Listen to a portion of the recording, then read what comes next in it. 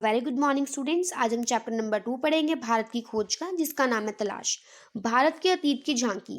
बीते हुए सालों में मेरे मन में भारत ही भारत रहा है। इस बीच मैं बराबर उसे समझने और उसके प्रति अपनी प्रतिक्रियाओं का विश्लेषण करने की कोशिश करता रहा हूँ।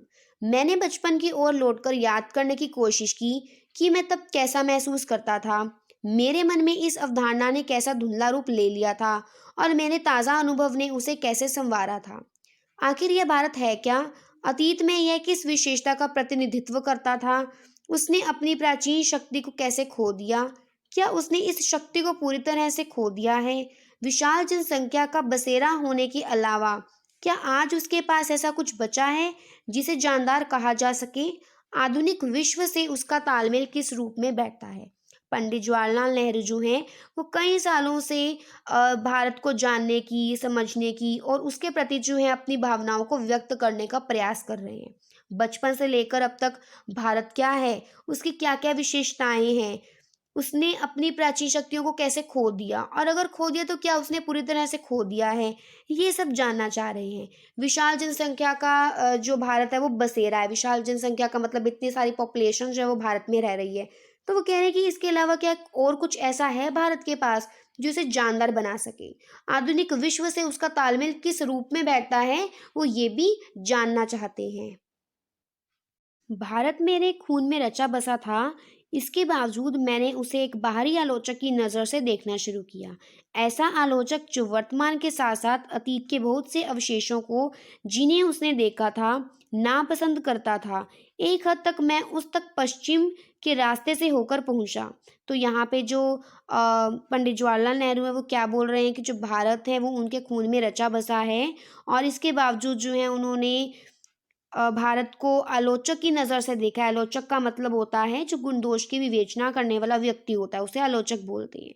तो वो ऐसे आलोचक थे जिन्होंने वर्तमान और साथ में अतीत दोनों को क्या करा है, जोड़ा है। एक हद तक मैं उस तक पश्चिम के रास्ते से होकर पहुँचता था।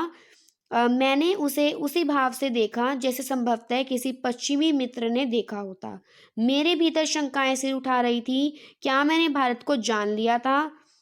मैं जो उसके अतीत को की विरासत के बड़े हिस्से को खारिज करने का साहस कर रहा था, लेकिन अगर भारत के पास वह कुछ नहीं होता जो बहुत जीवंत और टिकाऊ रहा है, वह बहुत कुछ जो सार्थक है, जो भारत का वजूद उस रूप में नहीं होता जैसा आज है और वह हजारों वर्षों तक अपने सभ्य अस्तित्व की पहचान इस रूप में कदापि बनाए नहीं रख सकता था, वह विशेष तत्व आखिर क्या था?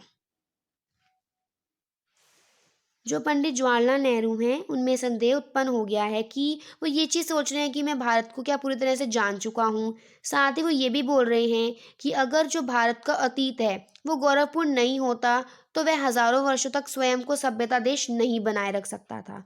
तो यही इसी विशेषता को वो जानना चाह रहे हैं कि ऐसा क्या विशेषता है भारत में, जिसके कारण उसने अपनी हज़ारों वर्षों तक जो है सभ्यता बनाए रखी है।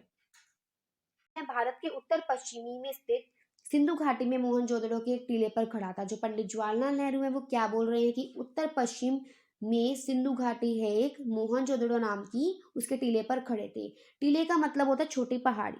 मेरे चारों तरफ उस प्राचीन नगर के घर और गलियां बिखरी थी, जिसका समय 5000 वर्ष पहले बताया जाता है। तो वो क्या बोल रहे हैं कि उनके आसपास जो है गलियां थी और बहुत सारे पुराने घर थे, जिनको क्या बताया जा रहा है कि वो 5000 साल जो हैं वो पहले के हैं। साथ ही यह भी कहा जाता है कि वहाँ एक प्राचीन और पूर्णतः विकसित सभ्यता थी। प्राचीन का मतलब बहुत पुरानी सभ्यता और बहुत विकसित मतलब डेवलप्ड सभ्यता भी थी। तो इस चीज़ का भी वो बता रहे हैं। इनके स्थायी रूप से टिके रहने का कारण है इसका ठेठ भारतीयपन और यही आधुनिक भारतीय सभ्यता का आधार है। तो क्या बोल रहे हैं, ये इस तरह से टिके क्यों हुए हैं, सिर्फ और सिर्फ आधुनिक भारतीय सभ्यता के कारण और भारतीयपन के कारण। यह विचार आश्चर्यचकित कर देता है कि कोई संस्कृति या सभ्यता इस प्रकार 5-6 हजार वर्ष या उससे भी कुछ अधिक समय तक निरंतर बनी रहे, वह भी बराबर परिवर्तनशील और विकासमान रहकर। तो वो क्या बोल रहे हैं कि इतने ज़्यादा ये बात आश्चर्य कर रही है उन्हें कि ऐसी कोई संस्कृति भी होती है जो 5-6 हजार वर्ष जो है वो बहुत ज़्यादा पुरानी हो। फार्स, मिस्र, ग्रीस, चीन, अरब, मध्य एशिया और भू मध्य सागर के लोग से उसका बराबर निकट संपर्क रहा है। तो वो कह रहे हैं कि जो ये भी सभ्यता है उसका जो संपर्क रहा है वो बहुत सारे जगहों से रहा है, फारस से, मिस्र, ग्रीस, चीन, अरब, मध्य एशिया और भूमध्य सागर। तो उसके बावजूद भी जो है एक 5 या 6,000 वर्ष ये जो है पुरानी सभ्यता बन चुकी है। यद्यपि भारत ने उन्हें प्रभावित किया और स्वयं भी उनसे प्रभावित हुआ, फिर भी उसका सांस्कृतिक आधार इतना मजबूत था कि वह हिला नहीं। इस मजबूती का रहस्य क्या है? तो वो कह रहे हैं कि जो भारत है उसने भी बहुत ज़्यादा प्रभावित किया है और वो खुद भी प्रभावित हुआ है। तो ये ऐसा क्यों हुआ? इसका क्या कारण था? इस मजबूती का रहस्य क्या है? वो ये जानना चाह रहे हैं। मैंने भारत का इतिहास और उसके विशाल प्राचीन साहित्य के कुछ अंशों को पढ़ा। जो लेखक हैं वो यह बोल रहे हैं कि उन्होंने इस भारत के जो विशाल प्राचीन साहित्य है, बहुत पुराना साहित्य है, उसके कुछ पार्ट्स को पढ़ा है। मुझ पर विचारों की तेजस्विता, भाषा की स्पष्टता और उसके पीछे सक्रिय मस्तिष्क की समृद्धि ने गहरा प्रभाव डाला है। अब लेखक के ऊपर किसने बहुत ज़्यादा प्रभाव डाला है?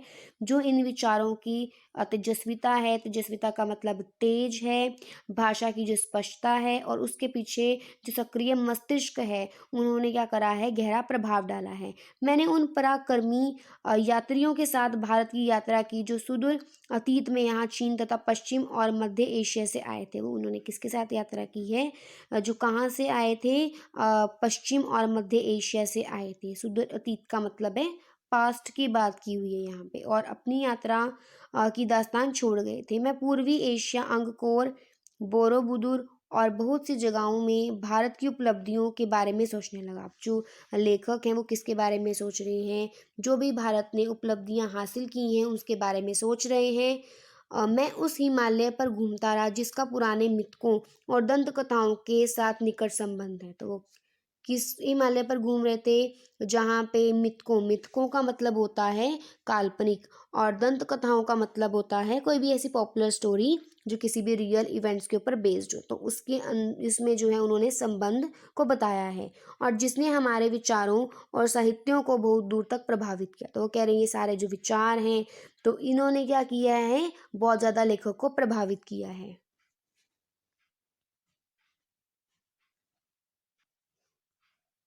पहाड़ों के प्रति मेरे प्रेम ने और कश्मीर के साथ मेरे खून के रिश्ते ने मुझे उनकी ओर विशेष रूप से आकर्षित किया। पहाड़ों से वो बहुत ज़्यादा प्रेम करते हैं और कश्मीर को वो क्या मानते हैं? खून का रिश्ता मानते हैं कश्मीर के साथ। तो इन सब चीज़ों ने उन्हें बहुत ज़्यादा आकर्षित किया है। इस महान पर्वत से निकलकर भारत के मैदानों में बहने वाली भारत की विशाल नदियों ने मुझे आकर्षित किया और इतिहास के अनगिनत पहलुओं को याद ताज़ा की। तो जो यहाँ पे बहने वाली नदियाँ हैं उन्होंने भी लेखक को बहुत ज़्यादा आकर्षित किया है।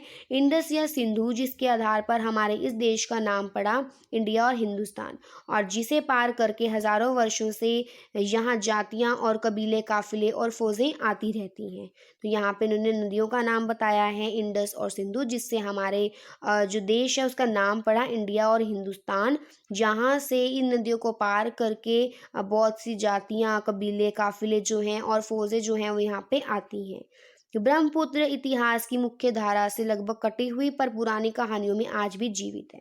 जो ब्रह्मपुत्र है वो अभी भी पुरानी कहानियों में जीवित है और उत्तर पूर्वी पहाड़ियों के हृदय में पड़ी गहरी दरारों के बीच से बरबस मार्ग बनाती हुई भारत में प्रवेश करती है। जो ये उत्तर पूर्वी पहाड़ियों के हृदय में से जो ब्रह्मपुत्र है वो क्या करती है? बरबस मार्ग बना दिया। बरबस मार्ग का मतलब क्या है? यहाँ पे प्रयास पूर्वक मार्ग बनाते हुए भारत में प्रवेश करती है और फिर पहाड़ों और जंगलों से भरे मैदान के बीच शांत रमणीय धारा के रूप में बहने लगती है। और फिर जैसे ही वो पहाड़ों और जंगलों से भरे मैदानों के बीच जाते हैं तो वो बिल्कुल शांत हो जाती है और शांत होकर बहने लगती है।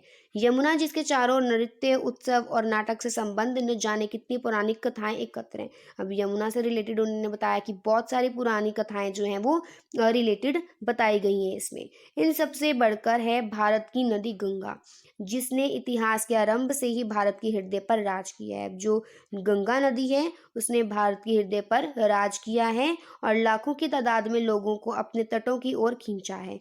प्राचीन काल से आधुनिक युग तक गंगा की गाथा भारत की सभ्यता और संस्कृति की कहानी है, कि जो काफ़ी पुराने समय से ही जो गंगा है उसकी गाथा जो है भारत में चलती आ रही है और इसकी संस्कृति की कहानी भी है।